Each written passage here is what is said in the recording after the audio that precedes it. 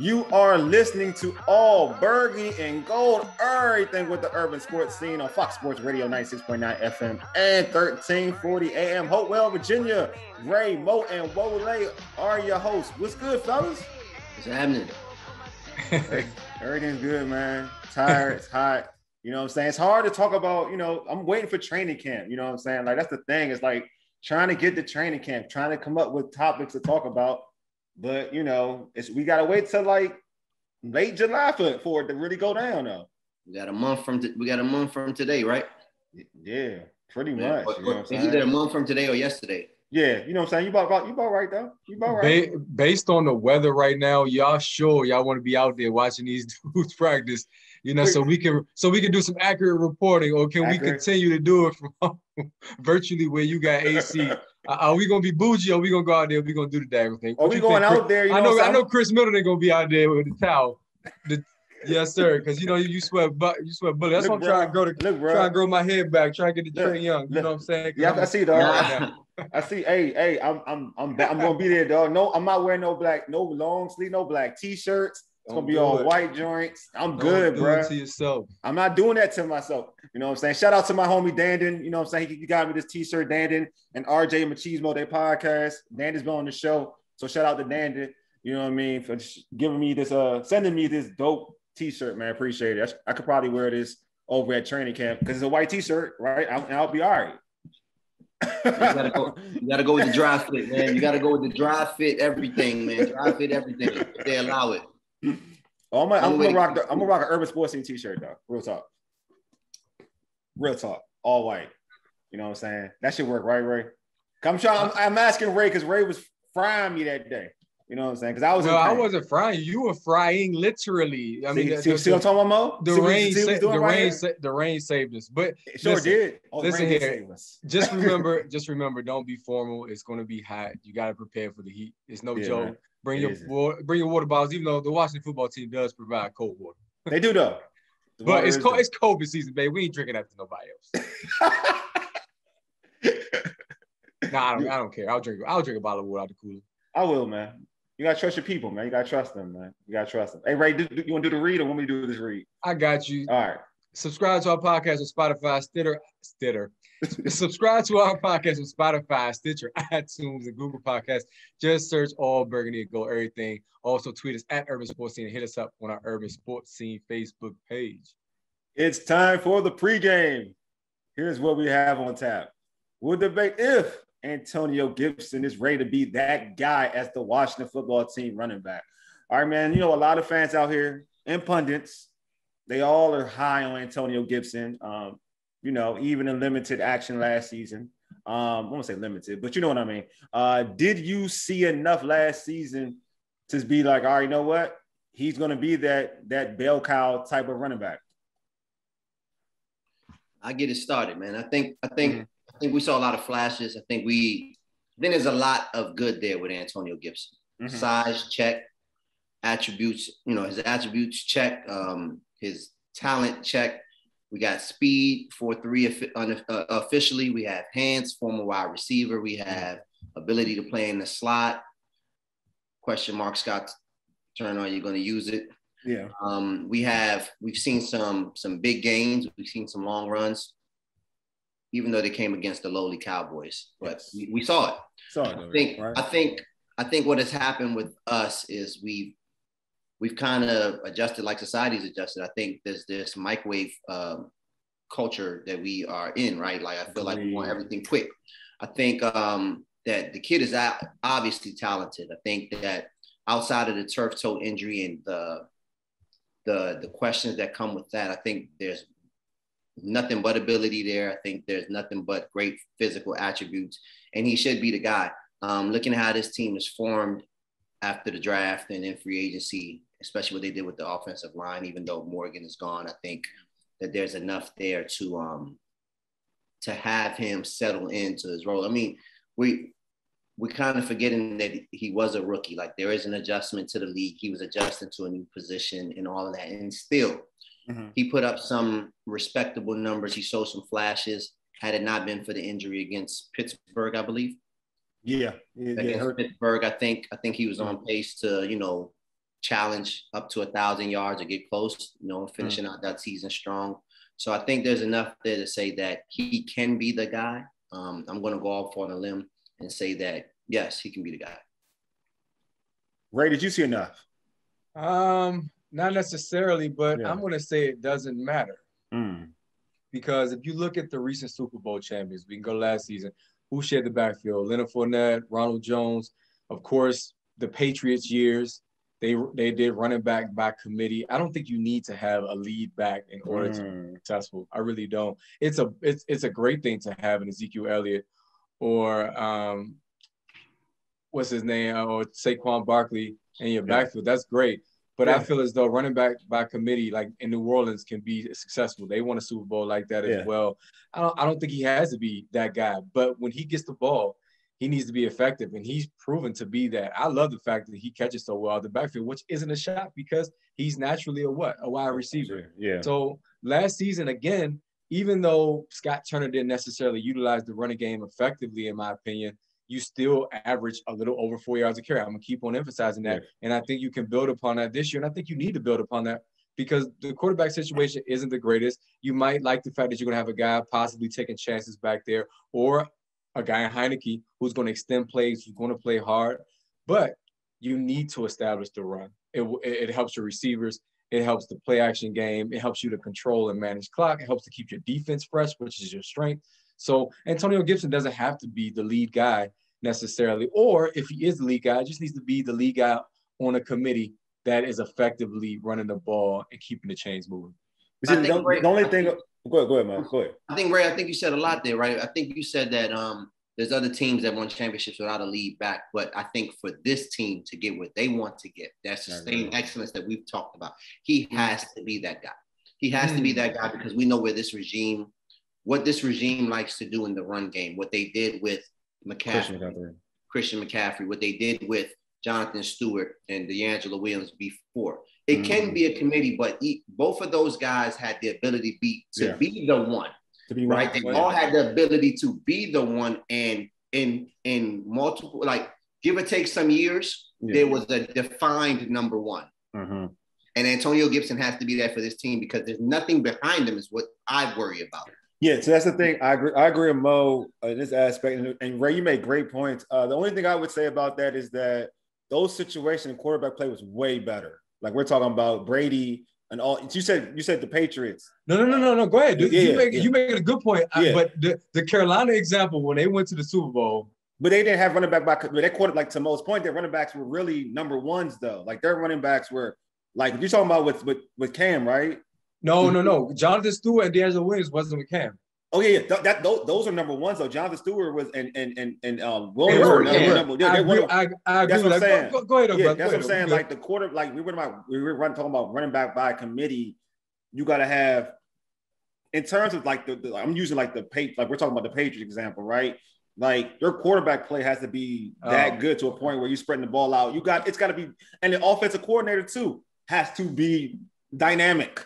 Right? Has to be dynamic to do all of that, right? So when we're talking, so if you're gonna run that type of offense, I would agree with you. But the quarterback has to be that guy, though. He has to be that dude. You know what I mean? Like he has to be that dude. To the point of having something, Johnny, we're talking about in Carolina with Jonathan Stewart and D'Angelo Williams. Those are guys who are highly level running backs who ran well between the tackles and made explosive plays. Other than Gibson, if you're going to say, we're going to put Gibson in that list, right? We're going to call Gibson that type of guy. There's only one person on the roster that has that ability. You could say Lamar Miller if you want to, because he's done it in the past, but he hasn't played starting ball in a while. You know what I mean? So it's like you can say it because you've got his resume, but you don't know what you have. You know what I'm saying? That's why, to me, I felt like they should have brought a vet in just to team up with Gibson. You know what I'm saying? Like you're putting so much on his plate. Now, I get a lot of flack on social media when I say, well, he had a good year, but like he had 2 great games against the Cowboys. You know what I'm saying? Like 2 great games. Other than the Cowboys games, I believe those are the 2 games he went over 100 yards. But he has a bunch of touchdowns, which is great. You know what I'm saying? Which is great. So but there's still a lot to be out there. Because when we talk about running backs who are about to be that dude, like usually, like I want homers to take their stuff out of, like take the homerness out of it. Usually that rookie year, they over 1,000 yards. And it's not like, you're not saying they're getting 795 yards with this kid guy. No knock, because the turf toe did play a part. I get it. But usually, like for instance, the coach, Jonathan Taylor, you're going to say what? He's that dude. You're going to say he's that dude. You're going to, because he was impactful down the stretch, right? So and he didn't start from this jump. And he didn't start from the jump. So you're going to say that. But in this situation where he's the starting running back, 795, we're all happy with his ability. I mean, his potential, because he played wide receiver and he showed some good things as a running back. He got better as the season went on. But if we're going to be honest with the situation, you still don't really know what you got. Like, you really don't know what you have. And we make this argument all the time. Scott Turner plays a part in that. He does. He plays a part in that. But you just don't know right now. See, here's the difference. Go ahead, real quick. I just want to say this. You mentioned the Carolina examples, and I'm not going to lie. My memory's like fudging a little bit because I'm trying to figure out, because I know Deshaun Foster was on the John Fox team with Jake. That was with Stephen Davis. That's Stephen Davis. Okay, right. That's Stephen Davis. Exactly. Okay. Yeah. So I'm trying to remember the year Cam went. Was it still D'Angelo Williams as the running back? Regardless, I feel as though this situation, whether it's Jake Delhomme, Cam Newton, this team has better receivers than those Carolina rosters had. So I feel as though you're right. Steve Smith was. Yeah, Steve Smith wasn't there. No, he talking about the super. No, I'm talking about that's the Jake Delhomme squad. I'm sorry, we're talking about Jake Delhomme. I'm thinking Jake Delhomme. I'm sorry, continue. Sorry. Yeah. Well, he had Jake Delhomme had Musa Muhammad, I believe, was and Steve Smith. We had both of them. Steve Smith was on the roster. Yeah, now we're talking about the Ron Rivera era, right? Yeah, that's Ron Rivera. Okay, is that what you guys are comparing the Ron Rivera era to this? That's fair. Okay, perfect. I was just thinking. But I'm just saying, like, if the strength is the defense, right, and you have strong receivers, again, I'm not sure necessarily if you need to lead back. But I'm not disagreeing, but I'm just brainstorming to remember that year and how they went 15-1. Now Cam was a different beast too. Like you said, still a quarterback play. So that does factor in. So I hate to say it, and I'm gonna be redundant, but it comes down to Scott Turner. I'm serious. It's so real though. I don't know how these pieces are going to fit until I see what his game plan and what his adjustments will be in game as well. No, and that's Mo. What you want? You had something to say, Mo? No, I think I was just trying to make the point that I was trying to make sure that we were not confused and knew that we were talking about the not the Carolina, but the Rivera team. Yeah. Ron Rivera era. Sure, no doubt. But I mean, Cam was MVP. Cam was MVP. He was different. I think Cam was almost 50 touchdowns that year, 35. And you got it. He's a dual threat, and it's a lot involved. Yeah, he was accurate now. Yeah. Now, could Heineke be a poor man's Cam in this? Possibly, because Heineke, he's strong, he can extend play. No. I said a poor man's Cam. I didn't say he would be Cam. No. Because Cam was so accurate back then. You know what I'm saying? Like he was just an all around. Cam wasn't accurate, man. He's accurate. He's more accurate than he was then than he is now. Oh, definitely is now. Way more accurate than he is now. That's what he's saying. I'm not saying Cam was Peyton Manning. Not at all. Yeah, he's not saying that. I'm saying Cam wasn't accurate, man. No. In comparison to where he is now. And that one season, he threw. For that 1 year, he was pretty good. That 1 year, he was that good. No, he wasn't. Guys. Okay. All right. I'm not gonna go there. They lived off the big play. Ted Ginn emerged. Cam Newton was still under 60%. You gonna make me? You gonna make? Oh, I don't know. He wasn't. That was 60%. He was under 60%. You ready, Wole? You ready for the number? You ready for the number? You ready for the number? Yeah, give me that year. Give it to me. 59.8 on that season. That season was 59. 59.8 on that season. Year? Cam Newton did not have an accurate season meeting the criteria. I'm looking at the stats right now. Is that 59 point? What was that? 20? That was 2017. 2015, man. North Turner had Cam Newton the most accurate. And that was in 67. That was 67-9. 67-9. All right, I'm making sure. All right. Come on, man. Cam Newton threw 4,000 yards a year, but he ran for about 800 yards. He had another 10 touchdowns rushing, and he had 35. And there was a big play. I'm not talking about. Kane don't even matter. You don't Washington. No. What I was saying is, see, you harping it on Cam Newton now. Cam Newton, by his standards, I felt like he had a good year throwing the ball. That's all I'm gonna say. My goodness. But one thing that did hamper Cam Newton, of course, and his style of play was injuries. And Antonio Gibson, he's had turf toe. Yeah, it continues to look like it could be an issue. Although from what we've heard, Lake was on our show. He said that he looks fine. Yeah. But should you be concerned to the point where you bring in a veteran to training camp to add depth to this group of running backs that you have now? I mean, somebody go, Mo. You should do that regardless because Peyton Barber is a third down back. I'm not Peyton Barber. I'm sorry. McKissick. J.D. McKissick is a third down back. Yeah, your second best running back, your third down back. I mean, J.D. McKissick was number 2 on the team in receptions. So I'm not depending on him between the tackles. I'm not depending on him off tackle. I'm not depending on him to counter trade. None of that. He's good for what he's good for. Dump off passes and getting the yak that he did. Now, where this team and last year's team are even different already is the quarterback now doesn't like to check down. The quarterback now is going to make McKissick a less of a factor than he was last year. He's going to throw the ball deep. That's what he does.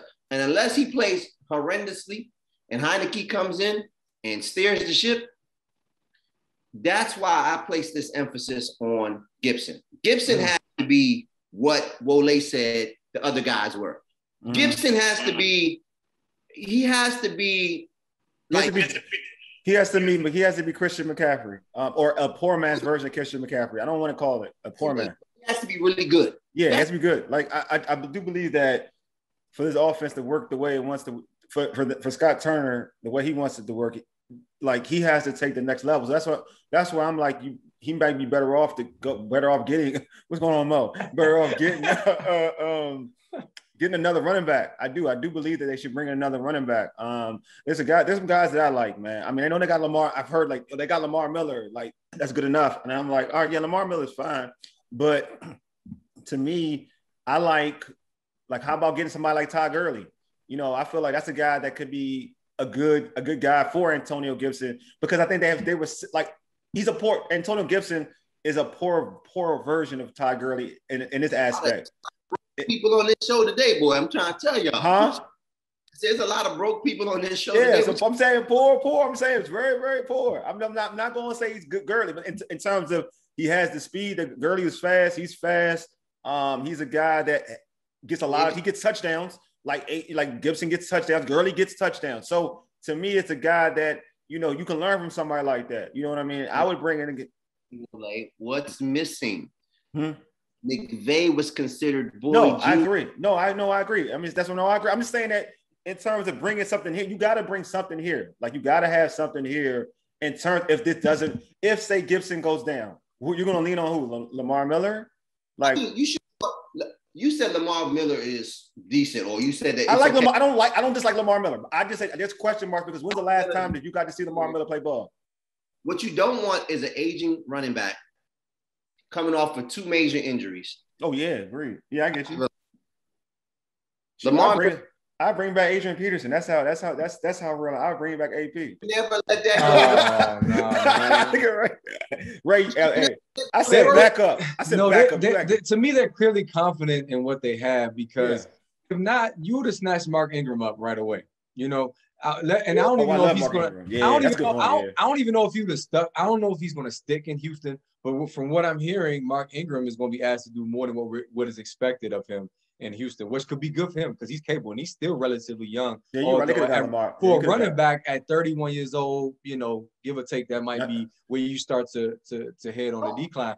But that's who they should have snatched up. So clearly, they didn't want to make any acquisitions unless it be really cheap. That's how Ron is rolling. I'm telling you, it's all about defense. And I don't care who you got. Scott Turner has to show what he's going to do this season. Can somebody help me? What's up, buddy? Houston has David Johnson. Yeah, they got David Johnson. Ingram. Yeah. Philip Lindsay.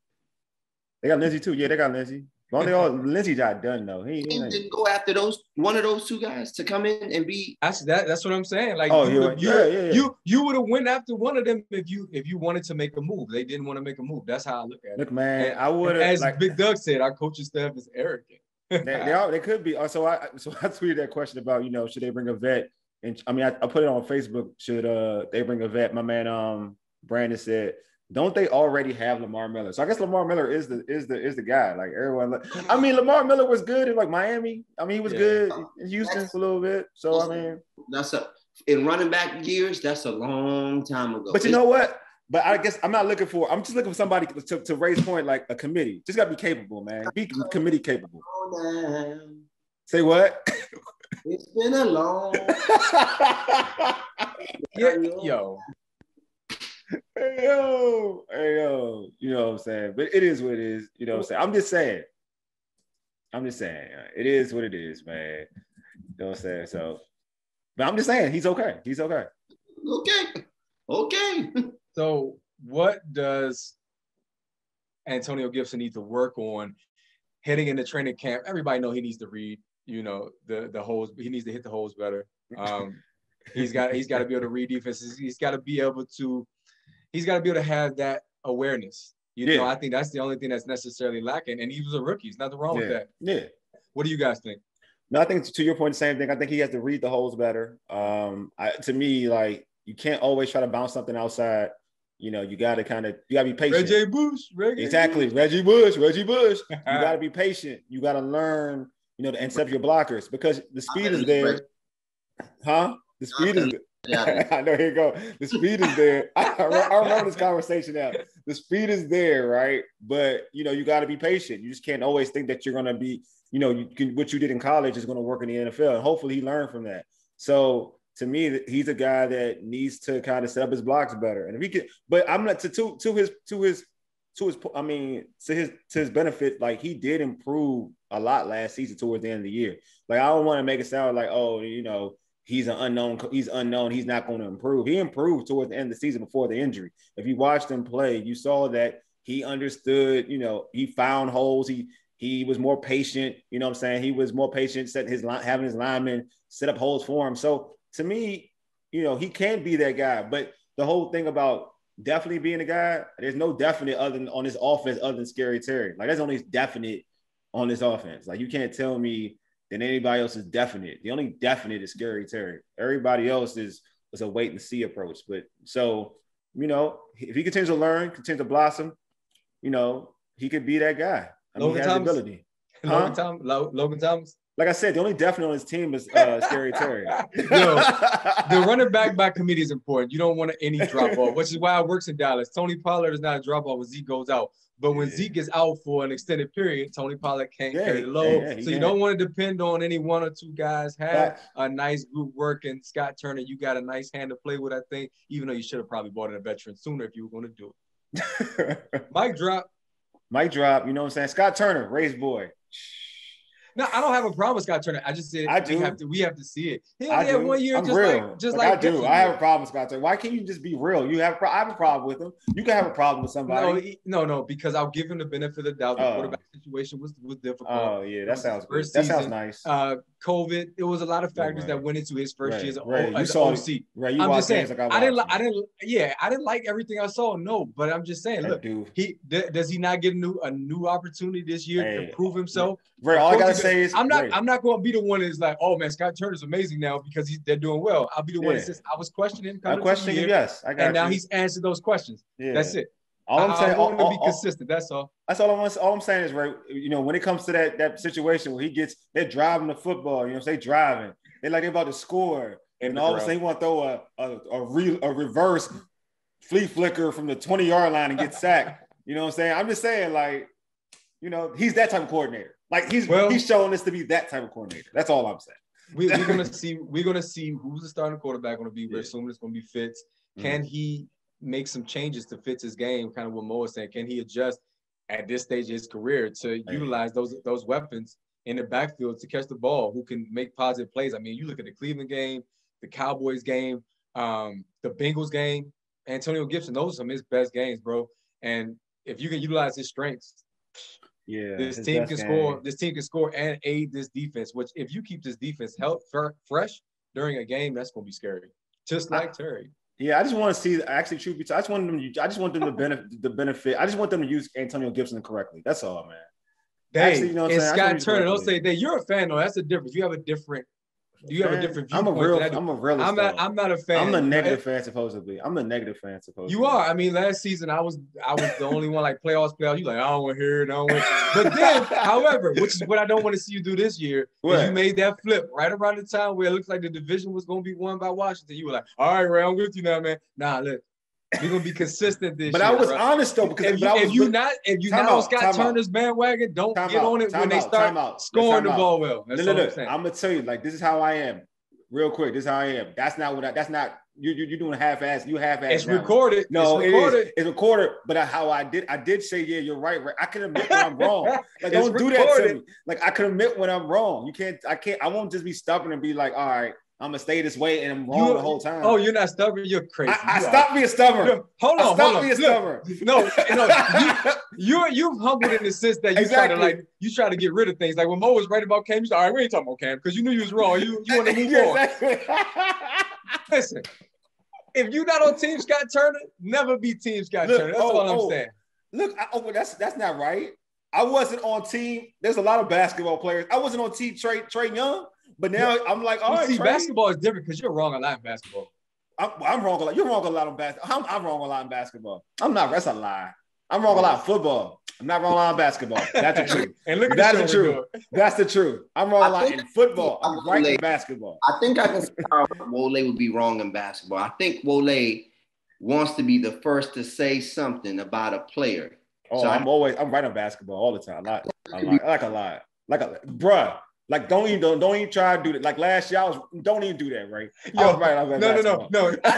I think you're just very strong in your emotions, and then that's what hurts you. Because LaMarcus Aldridge was a bum, according to you. Trey Young not gonna be good, according to Bradley Beal. All these people, you come out forcefully against. I said Bradley Beal couldn't dribble, and then all I said he couldn't. Relax. I was correct, and I was correct. I mean, he couldn't dribble at the time, and I was correct. You're right. Still can't dribble. Yeah, at that time he could not dribble. Now he got pat. I was right. Bradley Beal got the most basic pat in the world. Oh, nice pat like that, man. His pat, I ain't gonna lie. No, he's improved. His pat. It's way. At first you could double team him, and it was an easy steal. He has basic pat. He just gets to his spots. That's what I love about his game. He doesn't waste any time. No, he got the in and out. Okay, all I'm saying is, because I'm not. We going on subject. All I'm saying is, when you're a fan, you have a different perspective. Georgetown, you were down on them all year, so they made a turnaround. Yes. Oh, you were like, boom, you was all in it. So when if Scott Turner makes this boom, you're gonna be all in on Scott Turner. I can see it coming. I'm just saying, you're right. I'm not you're right. Scott Turner. Am I arguing with you? I said you're right. Look, I am. Look again. If you are trash the whole time, and all of a sudden you show me improvement, I'm not gonna be like you trash. No, you show me improvement. It'll be a gradual thing. I'm not gonna be like, all right, this is the thing. This is the thing. I won't be like, I'm not like, oh, you trash, and all of a sudden this one situation you look great. And I'm gonna be like, oh, you great now. No, you gotta show me you gotta show me 3 in a row that you good. When Georgetown won the first game in that tournament, I was like, man, he gonna lose. The second, I was like, they gonna lose. The third one, I was like, oh snap, Pat got a rocket. Then I was back on. See, show me a pattern. Show me a pattern, and I'm gonna jump with you. Don't show me a pattern, I'm not gonna rock with you. I'll end it like this. I agree with you in the sense that you speak what's on your mind. You speak how you feel. I just try to be consistent. That's all I'm saying. I'm not a fan of Washington football. The team that I do root for, when I know they're not gonna be good, I say it. You just say it. I asked for Justin Fields all last year. I don't care how many points they were scoring. I was like, this is not going anywhere. Every week, I put out on Twitter, let's trade Julio. Everybody jumped on me. Mo hit me up like, bad hamstrings. Nobody's gonna take him. Where's Julio at now? I'm telling you, listen. I may not know a lot about everything, but there's certain things that I definitely, when I do hit, I hit big. It's like rolling craps. But you wanted to. No. I hate this dude, though. I hate this dude sometimes. Hold on, you cannot debate me, though. You can't what, Mo, you lost the bet to me earlier this year. You already know what it is. Yes, I did. But you another thing that Julio. When you said trade Julio, it wasn't time. Yo, man, I hate this dude, dog. I hate this dude. Hold up. You hate me. I don't even brag about the stuff I get right. I don't. What? You don't? No. What you talking about? When did you not? Oh, you stop playing, Ray. Stop playing, Ray. Stop. What have I said? What have I bragged? Are you of late, or you just talking about in general? As of late. Okay, I'll give you that. That I'll give you. No, the whole 85% of What did you say? He showed you a pattern of behavior, so now he is what he is, right? So we're not gonna use his history against him. Ray. I'm telling you back, man. Ray, don't say you don't brag, man. Don't do that to me, man. On the base, Ray always got an ace. That's one thing about Ray. He always got an ace. Man, you can't mess with him. He always got an ace. Wait to training camp now, man. I want to see these predictions. Yeah, man. You know what I'm saying? Me too. I'm excited about training camp because I'm going to be consistent. As I said, I'm all about sustained success. This season really is just another step to me in the right direction. I'm all interested in the questions I have going in is, what is Scott Turner going to look like? And what's the NFC East as a whole going to look like? Mo was the first one to say it. I'll give you credit, Mo, because you need it. It is that the NFC East is not going to be as bad as it was last year. So don't count on making the playoffs. I agree with Mo record. I agree with Mo. So I'm down with that. I want to see what the NFC is going to look like. But we got to see if teams are going to be injured. We also have to see how COVID should play a role. Hopefully, it won't cancel many games and it won't hold people out because the worst thing that could happen is a player rescheduled. Pittsburgh caught it the worst last year with those like. I don't think it's gonna be that bad. I don't think it's gonna be that. I think it's gonna be. I don't think it'll be that bad. It shouldn't be. But I'm saying like even look at what Chris Paul just went through. That's the worst thing that can happen if your best player like Chase Young goes out for protocol or something stupid. So I don't know what to expect. So those are the question marks I have going in because this division is up for grabs, and if you win it and get that first home playoff game, that establishes momentum. I'm just a believer in that. I don't care what your record is for real. Once you get in the dance, hey, it's fair game at that point. One thing we can count on in this division, it hasn't been a repeat winner in a long time. So look at Mo. There it is. The real Mo. Please stand up. the Eagles were like that's the only one, right? The Eagles repeat the early Eagles. We're talking about Donovan McNabb Eagles, right? I thought, No, what about the ones that won the? They won the. Oh, who won the? They went to the playoffs though that year after they won the Super Bowl. They went to the playoffs. Were they went? I don't know if they were division winners, but I know they went to the playoffs. They played Chicago in the postseason. That's quite. Oh, wait, my bad, Mo. I think that's the year the Cowboys lost. Maybe I thought they went to the postseason. That's here's what's funny though. We're talking about a division winner making the playoffs because we don't believe that multiple teams in this division. No, usually they don't though. They usually don't though. That's the funny part. So really, I do believe how good is the NFC going to be? No. I think it's a 3-team race. You cutting the Eagles out, but to me, and I don't want to start a debate. Actually, I do want to start a debate, but I don't. There is quarterback questions across the board. But I know that, including that. I don't care. It's not even about the quarter. It's not even just about the quarterback, right? That's just it's not even just about the quarterback. I'm just talking about the Eagles as a whole. It's a 3. It's a 3-team race. They got the most boisterous coach. He's gonna be fun to watch. But anyway, So that's all I'm saying. But you know what? It's all predicated on Antonio Gibson. You know what I'm saying? Scott Turner, give the man the ball. You know what I'm saying? Give him the balls. Then so Ray can say, I wasn't changing up on you. If he does that. So Ray, if I like Scott Turner off the bat, am I phony? Like he plays good like for 3 games in a row, am I phony? Like I think that you can analyze the situation, but you cannot necessarily hop on the bandwagon at the offense. How can I, Ray? I want to make sure that because of the way you carry it. I want to make sure. I think there's been enough slander where you cannot be a Scott fan. You can. So what can I say? This is good. No, this is good for me. This is good for me. This is good. You can acknowledge that he's improved his play calling. Okay. So how do I tailor it? So what?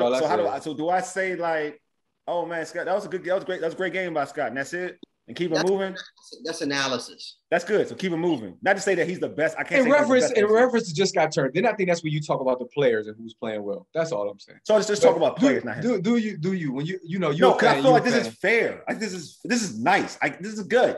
Like this is good for somebody. I don't think. See, that's the reason why I say what I say because I didn't think like you were being fair towards Scott Turner because again. One year, you'll say Antonio Gibson was a rookie. Scott Turner was a rookie technically as well. And he had a tough situation he walked into. So get a man time, full training camp. He has 3 guys that maybe he likes. I don't know. But you know what? But at least Antonio Gibson. Well, you know what? You won't let me go. See, at least Antonio Gibson showed me something. Actually, remember what Doc Walker said. Mini camps are for the mental. Yeah. camps last year. Yeah. Let's see what Scott does with it, man. You know what? It's right. I should treat him like a player. I'll treat a coach like a player. I'll give him a chance. It's fair. It's only fair. It's only fair. See, look, kumbaya. That's it. You know what I mean? Vince Carter, right? So all-time great. All-time great. Hey, subscribe to our podcast on Stitcher, Spotify, iTunes, TuneIn, iHeartRadio, and Google Podcasts. Just search All Burgundy and go Errrything with the urban sports scene. Also, you can also tweet the urban sports scene at Urban Sports Scene and hit us up on our Urban Sports Scene Facebook page. We appreciate everybody for listening. You know, we stay bringing y'all the smoke, and we want all the smoke. So, Ray, you got anything you want to say before I close anything out? No, sir. No, sir. Anything?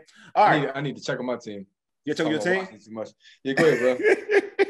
Anyway, you've been listening to All Burgundy and Go Errrything with the Urban Sports Scene on Fox Sports Radio 96.9 FM and 1340 AM. Hopewell, Virginia, for ages. You dig?